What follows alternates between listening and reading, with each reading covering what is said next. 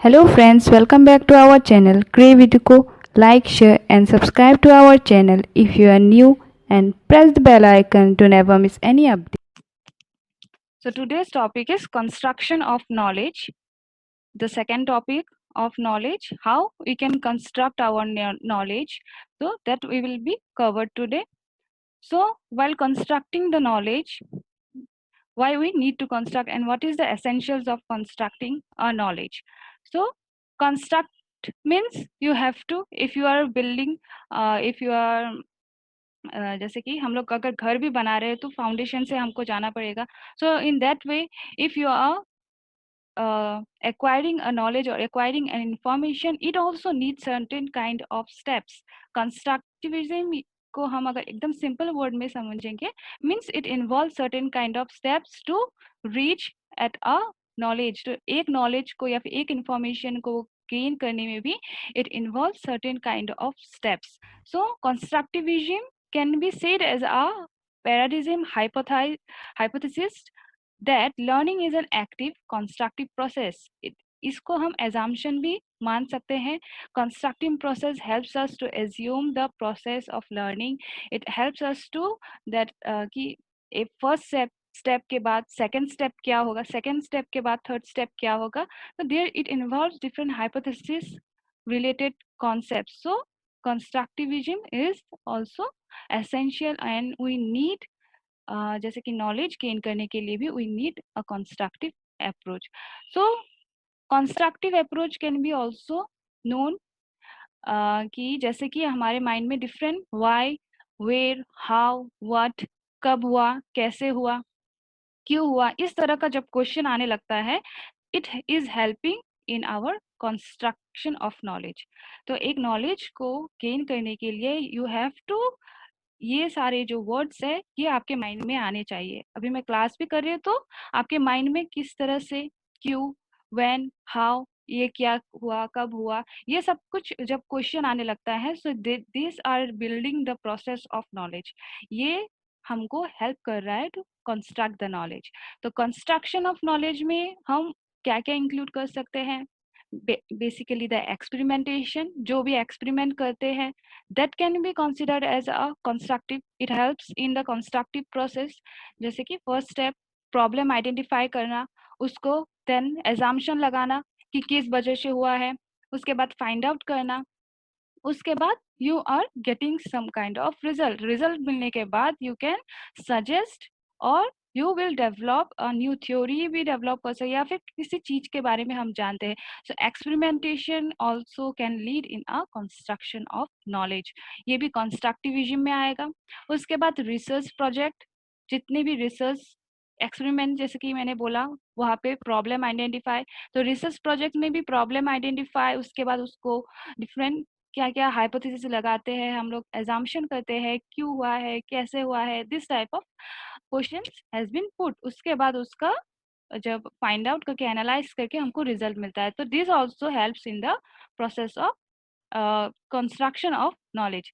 उसके बाद field trips, जैसे कि कॉलेज से या फिर स्कूल से लेके जाते हैं स्टूडेंट को हम, तो that is that also helps in the constructive of the knowledge. एक जैसे कि हम लोग ताजमहल में किसी को लेके गए तो उसके लिए नॉलेज, या फिर म्यूजियम में किसी को लेके गए स्टूडेंट्स को, तो that also helps in the construction of by seeing the product जो भी वहाँ पे म्यूजियम में है एंशियंट पीरियड का. ये सब कुछ हेल्प करता है to construct a knowledge. Then films also help. Different film cinema से हम लोगों को डिफरेंट नॉलेज मिल रहा है. एजुकेशनल फिल्म बन रहा है, किसी का ऑटोबायोग्राफी, तो ये सब कुछ भी हमको डिफरेंट मोटिवेशन देता है इन आवर लाइफ, और इन लाइफ के बारे में बहुत कुछ सिखाता है. So that will come under construction of knowledge. उसके बाद क्लास डिस्कशन. यस, जो भी डिस्कशन हम लोग करते हैं इन द क्लास, मैं कुछ क्वेश्चन पूछूंगी, उसके बाद I will direct to some, किसी को डायरेक्ट करके मैं अगर पूछूंगी, उसके बाद उस चीज को हम फिर से डायरेक्शन देके डिफरेंट और जो दूसरा स्टूडेंट है उसको पूछ सकते हैं. So it will also involve a brain storming process which will help in the construction of knowledge. तो यहाँ से हम लोग स्टूडेंट को क्या सीखते हैं, From this construction of knowledge, student will get information. In this process, the learner को कुछ भी आप लोगों को सीखना है, you have to be active in that process to learn something new. That create their own subjective representation. आपका खुद का सब्जेक्ट का रिप्रेजेंटेशन होना चाहिए ऑफ ऑब्जेक्टिव रियलिटी के साथ लिंक होना चाहिए वो चीज जो भी सीख रहे हो. Then new information is link to prior knowledge, giving mental representation subjective nature. जो भी आप लोगों को ऑलरेडी इंफॉर्मेशन है उस चीज को साथ जो भी आप सीख रहे हो उसको लिंक लगा के ही आप लोग सीख पाओगे. ये मैं यहाँ कंस्ट्रक्शन ऑफ नॉलेज का फर्स्ट स्टेप में जो आएगा, that will be the previous knowledge of the learner works as the foundation for building the future knowledge. इसीलिए बोलते हैं ना फाउंडेशन एज किसको बोलते हैं, द प्री प्राइमरी स्टूडेंट या फिर जो भी एलिमेंट्री स्कूल के जो एजुकेशन को हम क्या बोलते हैं, फाउंडेशन एज बोलते हैं. वहां पे स्टूडेंट को प्रिपेयर किया जाता है, चिल्ड्रन को प्रिपेयर किया जाता है फॉर द फ्यूचर एजुकेशन, जो भी हायर एजुकेशन उनको मिलेगा. तो दैट्स विल हेल्प. अगर उनको अच्छे तरह से प्रीवियस नॉलेज नहीं मिला है, जो बेसिक एजुकेशन नहीं मिला है, तो it will not help them to gain the जो भी फर्दर नॉलेज है उस चीज को वो लोग गेन नहीं कर पाएंगे. तो that's why previous knowledge is very important in everyone's case. तो ये भी क्या करता है, it helps in the process construction of knowledge. Then the second one is the background and environment of learner. कौन से बैकग्राउंड से आया है, इन्वायरमेंट कैसा है, ये भी जरूरी है. और जैसे कि वो नॉलेज कंस्ट्रक्शन में भी हेल्प करता है. फॉर एग्जांपल जो जैसे कि आप किस जगह से आए हो, कुछ कुछ चीजें आप उस जगह के जानते हो, मैं नहीं जानती हूँ. या फिर यहाँ पे जो एग्जांपल दिया है लेह लद्दाख के बारे में आप लोगों ने सुना होगा, तो वो जगह कैसा है, लाइक दिस, जो डिजर्ट से बर्फ से ढका हुआ है. जो वहाँ पे सरवाइव या फिर जो लोग वहाँ पे रहते हैं, their experience is different than our experience. उन लोगों का नॉलेज वहाँ पे किस तरह से सरवाइव कर सकते हैं, किस तरह से हम लोग को गाड़ी चलाना है, या फिर जो भी लाइवलीहुड जो भी वो लोग सीखे हैं बचपन से, तो their knowledge is something different than ours. Because उन लोगों ने उस चीज को, उस इन्वायरमेंट, हम जिस इन्वायरमेंट में रहते हैं, we adjust to that situation and we learn different things. So that's why क्या दूसरा एलिमेंट क्या है, the background and the environment of learner also helps in the construction of knowledge. तो constructive vision takes into account the background and environment of the learner. जो कि मैंने अभी example दिया, जो भी जिस जगह पे है उस जगह का नॉलेज उनको सबसे ज्यादा मतलब अच्छे से है, and they had acquired the knowledge on the basis of their environmental circumstances. उसके बाद हम लोग नेक्स्ट पॉइंट में जाएंगे, which is hands-on experiences. Hands-on experience means some theories of constructivism believed in learning by doing. Hands-on मतलब हाथ काम, मतलब हाथ और काम means learning by doing process को जो बिलीव करता है, that will also help in the construction of knowledge. Means कुछ भी सीखना है आपको, you have to मीन्स कुछ कुछ चीजें सिर्फ थ्योरी सब्जेक्ट में बोल देने से हम लोग नहीं सीखते हैं. We have to do it in a practical way and you have to learn. For example यहाँ पे भी एक एग्जाम्पल दिया है, जैसे कि स्विमिंग. अगर मैं स्विमिंग की कोच, अगर जो भी स्विमिंग का कोच है वो अगर सिर्फ थ्योरी सब्जेक्ट दे के रख दे तो होगा क्या, वो शी विल कंस्ट्रक्ट होगा क्या, उसका नॉलेज नहीं होगा. बिकॉज दैट विल जो नॉलेज परमानेंट कब होगा, if he will practice. Practice means he have to do by itself, learning by doing होगा. तो स्विमिंग सिखाने के लिए you have to go down to the water and then only you will learn. तो ये process में क्या है, तो हैंड्स ऑन एक्सपीरियंस या फिर learning by doing you have to learn, या फिर ये भी हमको कंस्ट्रक्शन ऑफ नॉलेज में हेल्प करता है. फॉर एग्जांपल जो मैं अगर गाड़ी भी चलाना है, सिर्फ थ्योरी नॉलेज से काम नहीं होगा. अगर खाना बनाना सीखना है, सिर्फ थ्योरी नॉलेज से कुछ नहीं होगा. You have to do it in a practical so that वो नॉलेज तुम्हारा परमानेंट हो. So hands on experience also help in construction of knowledge. उसके बाद क्या आएगा, constructivism does not believe in transmission of knowledge from one person to another. It is not as if we are filling a bucket with water out of a well. The knowledge to be effective and long lasting, each learner has to build one's own knowledge base. Constructivism concept ऐसा है कि हम लोग transmit नहीं कर सकते हैं, everyone should experience that thing, या फिर जो भी अब तक हम लोगों ने देखा है। कंस्ट्रक्ट में मैं सिर्फ तुम लोगों को नॉलेज या फिर इंफॉर्मेशन दे रही हूँ, लेकिन it will depend upon you how you are taking it. जैसे कि आपको प्रीवियस नॉलेज या फिर जो भी मैं एग्जांपल दे रही हूँ उसको आप इमेजिनेशन कर रहे हैं कि नहीं, अगर नहीं कर रहे हैं then you will not get my point, अगर कर रहे हैं then you will build that knowledge. तो कंस्ट्रक्टिविज्म क्या करता है, इट सेज दैट इफेक्टिव तभी होगा लर्निंग जब द स्टूडेंट्स या फिर जो भी पर्सन जो लर्न करना चाहता है he should be active both mentally and physically also, ताकि उस नॉलेज को वो बेस में अच्छे से उसको डेवलप कर सके। इसीलिए प्री प्राइमरी में मैथ्स का बेसिक अगर किसी को अच्छे से समझाया गया है in the school, he can develop या फिर वो इंटरेस्ट डेवलप करेगा मैथ सब्जेक्ट में। इंग्लिश का किसी को अच्छे से टीचर भी कभी कभी होता है टीचर अच्छा लगता है तो वो सब्जेक्ट भी अच्छा लगने लगता है। तो it it depends upon the person कि वो किस तरह से वो नॉलेज बेस को डेवलप करे। तो this will come in the fourth point. उसके बाद हम लोग आगे चलते हैं।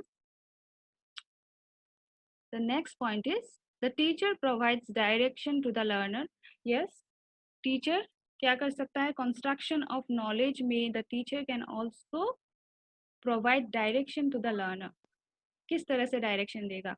For example, जैसे कि क्लासरूम में मुझे कुछ सिखाना है तो मैं एक दिन में ही पूरा नॉलेज एंड करिकुलम का सब्जेक्ट पूरा ही बोल दूंगी तो that will not help you.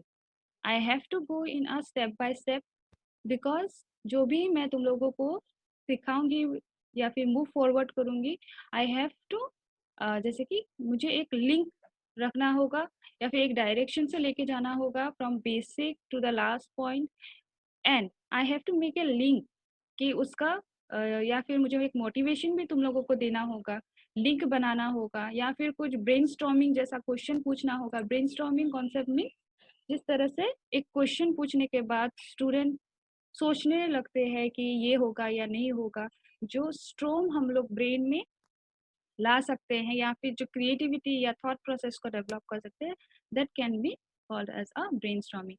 तो teacher should provide a direction कि एक कॉन्सेप्ट है, उस कॉन्सेप्ट का डिफरेंट सब सब कॉन्सेप्ट भी है, तो वो सब कॉन्सेप्ट का भी एक लिंक मुझे देना होगा या फिर solution to grabs all over the concept. तो यहाँ पर एक एग्जांपल है कि एक फोर्थ ग्रेड लर्नर को अगर आप हाउस के बारे में पढ़ा रहे हो तो वो हाउस का रूफ टॉप के बारे में पढ़ा रहे हो, तो you have to give every knowledge कि रूफ टॉप कितने प्रकार के या डिफरेंट टाइप्स ऑफ रूफ कितने होते हैं, किस तरह का होते हैं, बाय शोइंग देम इमेज और कुछ भी स्ट्रेटेजी यूज करके you can teach them. So it will help in the construction of knowledge of them.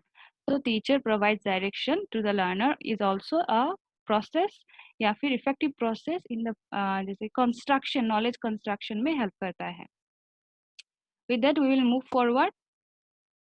The next step या फिर next हम लोग बोल सकते हैं construction of knowledge में means the teacher also helps the learner to chart the course of learning so that learner is not thrown off track. Teacher को क्या करना होगा, जो भी सिखा रही हूँ मैं उसमें एक लिंक, जो मैंने प्रीवियसली भी बोला, जो भी सिलेबस का मुझे एक लिंक पकड़ना होगा। नॉलेज एंड करिकुलम सब्जेक्ट है तो मुझे उसी सब्जेक्ट में रहना है, या फिर जो भी जैसे कि बीएड का कोर्स है तो बीएड में टीचर स्टूडेंट इस तरह का एग्जाम्पल मुझे ज़्यादा देना होगा ताकि सबको प्रैक्टिकल लगे। जो भी नॉलेज में दे रही हूँ या फिर जो भी आप लोग लर्न करने आए हो तो उसका पूरा बेनिफिट हो सके। That I have to keep in mind जो भी ऑब्जेक्टिव्स है, एक सिलेबस का जो भी ऑब्जेक्टिव्स रहता है, एक पेपर का जो ऑब्जेक्टिव रहता है, एक पर्टिकुलर सब्जेक्ट का जो भी ऑब्जेक्टिव रहता है, I have to cover that up. तो ये भी ध्यान में रखना चाहिए टीचर को, always specific learning objectives and जो एक्सपेक्टेड लर्निंग आउटकम उसको ध्यान रखना चाहिए। Because with every new concept the knower means the teacher should restrict herself to minimum achievable objective. जितना हो सके उस तक मुझे नॉलेज प्रोवाइड करना होगा, ना कि आउट ऑफ द बॉक्स नहीं बोलना है मुझे ज़्यादा, ताकि आप लोगों को जैसे कि आउट ऑफ ट्रैक ना लगे कि क्या पढ़ने आए थे, क्या सुना रही है मैम। तो इस तरह से नहीं लगना चाहिए, तो टीचर को वो भी ध्यान रखना चाहिए। एक दिन में पूरा सारा नॉलेज भी नहीं देना चाहिए, आज मुझे क्या बोलना है, कौन से कॉन्सेप्ट के बारे में, नहीं तो क्या हो जाएगा, अगर मैं लास्ट कॉन्सेप्ट को फर्स्ट बोलूँगी then you will not understand, so that should be kept in mind. उसके बाद आएगा the teacher should interrelate concept. Interrelate concept या फिर हम लोग इंटीग्रेटेड सब्जेक्ट के बारे में भी सुने हैं। वहाँ पे क्या होता है इंटीग्रेटेड सब्जेक्ट में, integrated is subject is something which has should has link between different subject। जैसे कि क्लास सोशल साइंस इस सब्जेक्ट को अगर हम लोग पकड़ ले, सोशल साइंस सब्जेक्ट इस ऐसा सब इंटर रिलेटेड सब्जेक्ट है जहाँ पे हम थोड़ा पॉलिटिकल साइंस के भी बारे में पढ़ते हैं, जियोग्राफी के बारे में पढ़ते हैं। सो टीचर को भी जब construction of knowledge knowledge provide कर रहे हैं तो ही शुड प्रोवाइड और he should keep a link between two subject. अगर कुछ मैं एग्जांपल दे रही हूँ तो उसको भी मुझे लिंक करना है सब्जेक्ट के साथ किस तरह से, तो there should be an interrelated concept और सब्जेक्ट्स के बीच में एक इंटर रिलेशनशिप बनाना पड़ेगा। फ्रॉम फर्स्ट सेमिस्टर से सेकेंड सेमिस्टर के बीच में क्या लिंक है वो भी मुझे देखना है। देन अगर एग्जाम्पल में भी मुझे लिंक रखना है, एक कॉन्सेप्ट आज टॉपिक में पढ़ाया है तो सेकेंड टॉपिक का लिंक क्या है उसके साथ। So everything should be interrelated and then only it will be possible to construct a knowledge। I hope आप लोगों को समझ में आया होगा यहाँ तक।